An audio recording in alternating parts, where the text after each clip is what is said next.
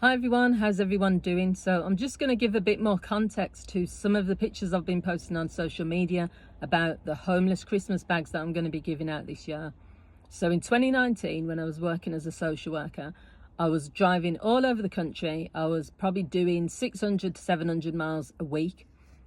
I had lots of caseloads. I was getting to travel to different places. And what I started to notice at that time was more and more homeless people, but not like where normally you'd go into a shop or a petrol station and you'd see lots of people sitting outside, or maybe you'd be walking down the street and someone would be asking for money for something.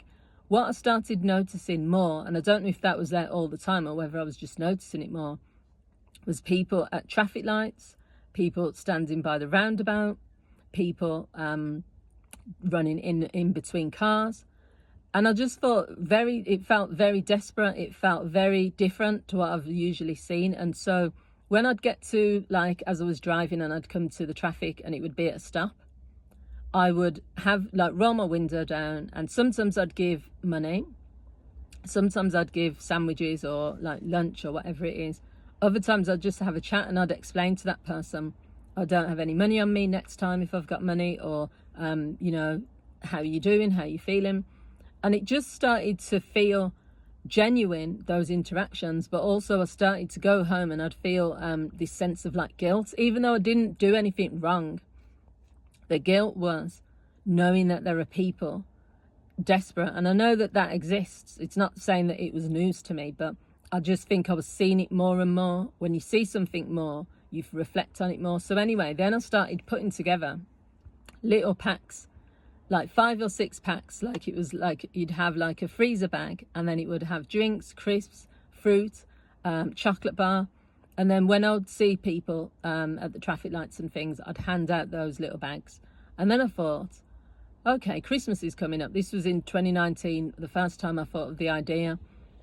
So I just went to Poundland, bought boxes, and then filled the boxes with different things. And at that point, no one knew what I was doing. I just did that and I handed them out. And the happiness that the people felt, and it was a mission as well, because I'd have to drive around to these locations and I was seeing the same people in the locations. I'd have to stop my car. I'd have to make sure it stops at the right time. Sometimes I'd have to go around more than once, wait until it went to red. But I think I just got a real sense of, I don't know what, it just felt really emotional sometimes, because I'd give them the gift and then they'd be so happy.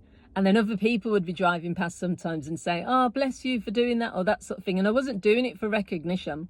I was doing it because I just thought, my little thing, my little way of doing things. And then over the years, it's just grown. And what's interesting is I'm seeing the same people in the same locations every year. It's not that there's different people. There's a few different people that I'm seeing, but mostly it's the same people. Some of them give me Christmas cards. Some of them are really thankful for the gifts and stuff. But it's still back to this thing of, as a human being, I suppose, it's deciding what can you do. We can't change homelessness. It's a worldwide issue, and it's only going to get worse. We can't maybe do all the things that we'd like to do. We're not Elon Musk. We can't maybe donate billions or hundreds or millions and stuff. But I think that's what people sometimes say. They say, well, I'm not a millionaire, so I can't do this. But if you walk into a shop and you see someone sat on the ground, you can buy them a sandwich. If you don't want to give money because you're thinking, oh, they're going to spend it on this, that and the other, you can give a chocolate bar.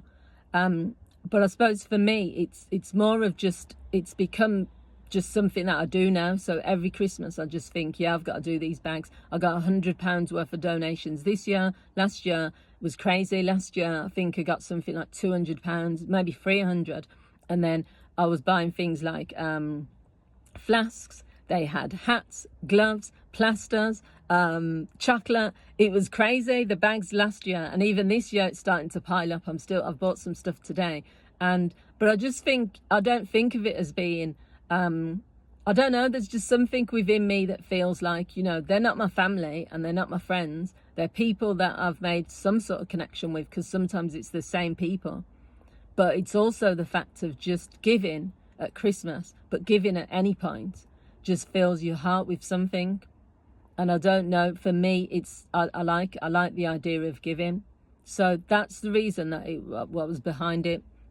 It had nothing to do with getting likes on social media. It's got nothing to do with trying to feel good about myself. It's got nothing to do with I don't know, other things that people might think. I mean, I've not had any bad reactions, but I know that I would never film giving the bags to the homeless people. I would never, you know, put that on social media. I share what I've gathered and what I've collected, mainly for the donators, so that they can see that I've spent what they've spent the money on, but also so that maybe people can get inspired, and people might say, oh, if she's doing this collection, and it's not like a project or a charity and stuff, it's just her, one person doing this, maybe I can do it.